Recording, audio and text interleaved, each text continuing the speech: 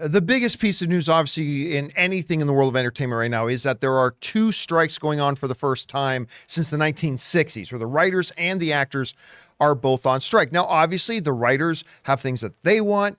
The actors have things that they want. The AMPTP or the studios have things that they want. And they're all trying to figure out right now if they can come to some sort of an agreement. And of course, you know, whenever you get these types of tense negotiations, some things get said on both sides. We see some insults getting hurled from one side to the other. But Bob Iger, a couple of days ago, made a statement that he felt that the actors and the writers in this case might be a little bit unrealistic in the things that they're asking for. And that is the topic of today's Mint Mobile hotline question of the day. Listen, if you guys have a topic or a question for one of our YouTube videos or our daily podcast, go ahead and call it in anytime 24/7 at 951-268-4259. And once again, today's question is about that Bob Iger comment. Hi, this is Alex from LA. Hi, John. Question. What are your thoughts on Bob Iger's comment? Writers and actors are not being realistic. I think that's a big low blow on everyone. I feel that Bob Iger won't submit to the writers and actors' demands. What do you think? Thanks, and bring on the filthy. All right, Alex, thanks a lot for calling that in. And let me start with this. You categorize what Bob Iger said as a low blow. You couldn't be more wrong. I mean, listen, a lot of nasty things get said in negotiations, and one side saying of the other, hey, I think they're being a bit unrealistic. I think that is one of the most tame, level-headed, calm things you can possibly say, especially in these negotiations, because some people on either side have been saying some kind of nasty stuff about the others. I don't think there's anything low blow about one of the signatories here saying, I think they're being unrealistic. Now, whether he's right or wrong about the other side being unrealistic, that's a different thing. So let's actually go and see what he's talking about. Bob Iger was being asked about the current state of the writers and the actors strikes. And this came a couple of days ago. This comes to us from Variety. Bob Iger said this: I understand any labor organization's desire to work on behalf of its members to get the most compensation and be compensated fairly based on the value that they deliver. We managed as an industry to negotiate a very good deal with the Directors Guild. As you guys remember, the Directors Guild of America avoided a strike. They signed a deal with the studios. We were able to negotiate a very good deal with the Directors Guild that reflects the value that the directors contribute to this great business. We wanted to do the same thing with the writers, and we'd like to do the same thing with the actors. There's a level of expectation they have that is just not realistic, and they are adding to the set of challenges that this business is already facing that is, quite frankly, very disruptive. All right. So Bob Iger is saying, listen, I appreciate that these labor organizations, SAG, WGA, need to fight for and represent the people they represent. And I appreciate that you got to try to get all the compensation that you can, recognition you can, and to be compensated fairly for the people that you work for. Totally understand that. But, Bob Iger says, I feel that they, the writers and the actors, are being unrealistic. The question then becomes, what does he mean when he says unrealistic? Because there's not one single issue going on here with the writers and the actors. There are multiple issues on the table. So when Bob Iger says, I feel that they're being a little bit unrealistic, well, is he talking about one of those issues? Is he talking about three of those issues? Is he talking about all those issues? So when you ask me, what do I feel about Bob Iger's comments here? And listen, full disclosure, I'm a big Papa Iger fan.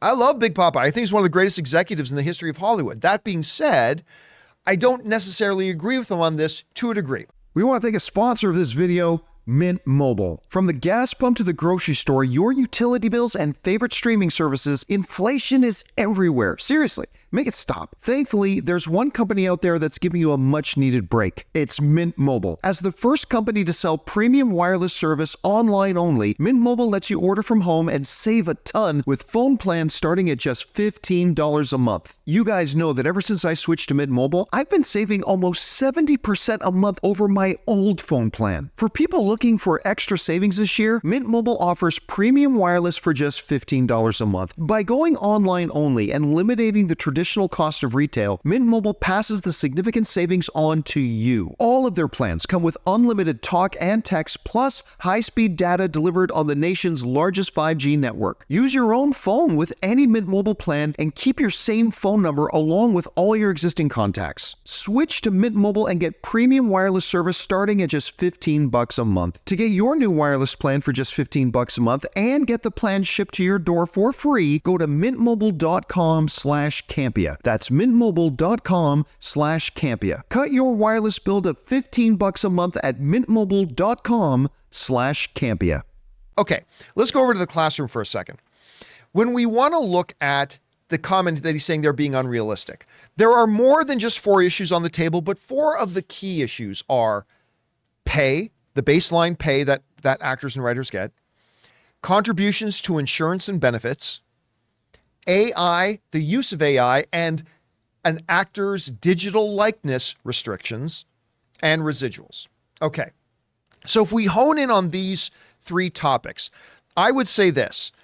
If Bob Iger is saying that he thinks the actors are being unrealistic in pay, insurance and benefits, and AI protections, I have to say I'm going to go red light on that. I don't agree with them on that. Listen, the actors haven't had significant pay increases in a long time. And I'm not talking about the big A-list actors like Robert Downey Jr. and Denzel Washington, Leonardo DiCaprio. I'm not talking about those guys get paid way too much, to be honest with you. But I'm talking about the daily working actor, most of whom have to work 2 or 3 jobs just to make ends meet. I believe that these people, these actors who dedicate their times to this industry to help this industry thrive and succeed, they should be getting more insurance and benefits contributions being made to them. And I also believe there should be restrictions on the use of AI, and particularly, let's bring this back up again, Jonathan, the idea of actors are saying you cannot just start taking people's digital likeness and own it in perpetuity. You can't do that. I 100% agree with them, I should say. So if Bob Iger, and he wasn't specific, but if Bob Iger was talking about pay, right now the actors are asking for a 19% baseline pay raise over the next 3 years. The studios are currently offering 12.5%. So I have a feeling they're going to bridge that gap. I have a feeling the actors in the studios, they're going to come to a compromise on that. But if Bob Iger is talking about pay, no, I disagree with him. The actors are not being unrealistic. If he's talking about that the unions want to see greater contributions made to as far in terms of insurance and benefits, then no, I disagree with Bob Iger. If that's what he's talking about, that they're being unrealistic about that, I think what they're asking for there is perfectly reasonable. If Bob Iger is talking about, well, I think they're being unrealistic with wanting restrictions on AI and our right to own the digital likeness of actors in our movies, well, then no, I would disagree with him. I do not believe that the actors and to an extent writers are being unrealistic in that. I think they're being perfectly reasonable. That leaves the one thing that if he's talking about this, I might agree with him to a degree. I'll green light this one, and that's on the issue of residuals. Now, we've talked about residuals here a bunch over the last couple of weeks, and it is one of the big sticking points, obviously. Now, residuals is basically this. You appear in a movie, you get a salary, you get paid for your services, but if that TV show, historically, if that TV show goes on into syndication and replays for years and years and years, you get a piece of that as an actor, right? You get a residual paid back to you.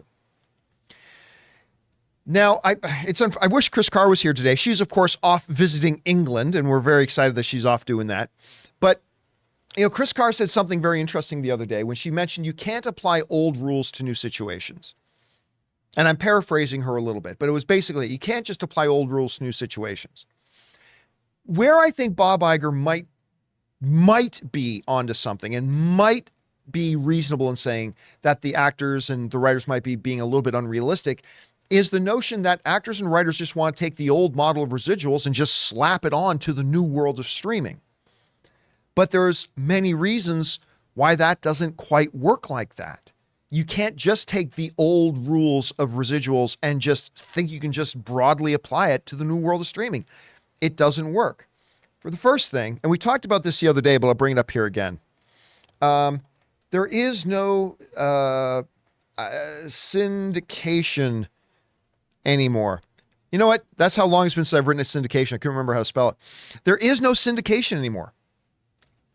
Like the old rules of residuals was when you had a TV show that if it lasted like 3 seasons to 5 seasons, a 5-season TV show was like 100 episodes. And then what would happen was after the show was done, other networks and other broadcasters and local channels like Atlanta, TBL or whatever, Dallas, NKYH or whatever, they would buy the rights to that show so they could put that show on their network and have it in reruns, right? It was called syndication. And every time the rights to that show would get purchased again and again and again and again and again. Let's take a season of Seinfeld for example. This one television station would buy the syndication rights to it. Great. So that they paid for those rights. Then another network and territory would do it. Then another channel and territory. Then another one, and on and on and on and on. And that TV show just continued to generate money for the original producers in syndication fees and that. In the world of streaming, that doesn't exist anymore. That's not there. The old rules of residuals, that were great in the old TV format, but it does not apply here. And that leads us to another problem. It creates a situation where streamers don't want people to watch. Think about this. I pay $20 a month for Netflix. And actually, here's a real world example. I'm watching Suits right now. I'm getting caught up on. Actually, I just finished last night, but I've just been rewatching Suits. Here's the thing. The people at Netflix know that I don't pay my $20 a month so I can watch Suits. I primarily pay my $20 a month so I can watch, The Witcher, and I can watch Stranger Things, and I can watch like all the newer stuff that's coming out. They know I'm not paying my $20 a month just so I can watch a 7-year-old show, right? So they're not actually making any money off me watching Suits. But the old rules of residuals set it up that if I do watch Suits starts costing them money because on top of the licensing fees they got to pay to have it on Netflix, now they're paying out residuals. And it gets to the point where now the streamer's going to like, you know what? It's just better for us if people don't watch it because it's costing us money without making us any money. Here's the third thing. It leads to what fans hate most: shows being dumped. Recently there was some stuff in the news about how HBO dropped a bunch of shows and Disney Plus dropped a bunch of shows and Paramount just purged a bunch of things. And a lot of people are wondering, well, wait a minute, why are they doing that? Well, it's because just for licensing fees, it was costing those streamers to have those shows sitting there. It wasn't making the streamers any money. It wasn't making the streamers any money having those shows there, but it was costing them money to have it there. And if you try to take the old rules of residuals and just slap them on the world of streaming, what we're going to start to see is that Netflix and Disney and Hulu and Amazon and Apple TV Plus and all that kind of stuff, you think they're dumping a lot of shows now? They're going to start dumping shows as fast as they can. They're going to have new stuff on that people are signing up to watch. But then once that's been on for a while and you don't have that main push of people watching anymore, they're going to dump it because those shows now are just going to cost money if anybody does straggle along there to watch them a bit. Now, that is not me saying that I don't think there should be some, form of residuals and some ways that the actors and writers can participate in the profiting of the content they're helping making moving forward. I do. It's just the fact that the actors, the writers, and the studios, none of them have come up with a new formula for residuals that apply to the current reality of streaming. Because here's the fourth thing that nobody wants to talk about. Out of Netflix, Disney Plus, Paramount Plus, Max, I even hate writing Peacock. Peacock, on and on and on and on. Out of all these, only one of these streamers are making any money right now. All the other streamers are losing money. Disney Plus just reported a $2 billion loss in just the last quarter. Not the last year, just the last quarter, they reported a $2 billion loss. Paramount has reported losses. Max is gotten back to breaking even, so there's that. Peacock has reported losses. Netflix is reporting profits, but it took them over a decade to get to the point they were profits. So trying to take the old model of residuals and just slap them on streamers as they are now, when streamers are already losing billions of dollars every year at the moment, well, that's just going to exasperate them wanting to go back to points 2 and 3, where the streamers aren't going to want people to go and watch those shows, and they're going to start dumping more and more shows in larger mass and just get rid of them because they'll become things that are costing them money without making them money. Now, again, let me be clear. I do believe that some iteration of residuals needs to come into play. Again, so actors and writers can participate in the profits that get made on things like that as they move on in their life, as shows and movies move on in their life cycle. I do believe that. But right now, just trying to take the old model of residuals and thinking it can just work as an apples to apples comparison, if Bob Iger is talking about that when he says he thinks they're being unrealistic, then I might agree with him. As far as these other three that we have here, pay, insurance and benefits, AI and likeness protections, that I don't think Bob Iger would be right about. I think he'd be dead wrong about that. But the one thing out of the four that I would agree with him on is maybe residuals. Question is for you guys. What do you think about this? Do you think Bob Iger was giving a low blow just by saying he thought the other side might be being a little bit unrealistic? Do you think he is right in saying they're being unrealistic in terms of pay? I disagree with him on that, but maybe you agree. Do you think he was being they were being unrealistic with insurance and benefits? I disagree with Bob Iger about that, but maybe you agree. Or about AI and likeness protection or residuals. Are there other issues that you think are even more important that these ones are on the table? How fast do you think we might see some settlements get made here between the studios and the actors and the writers? Whatever you guys think about that, jump down to the comment section below and let us know your thoughts.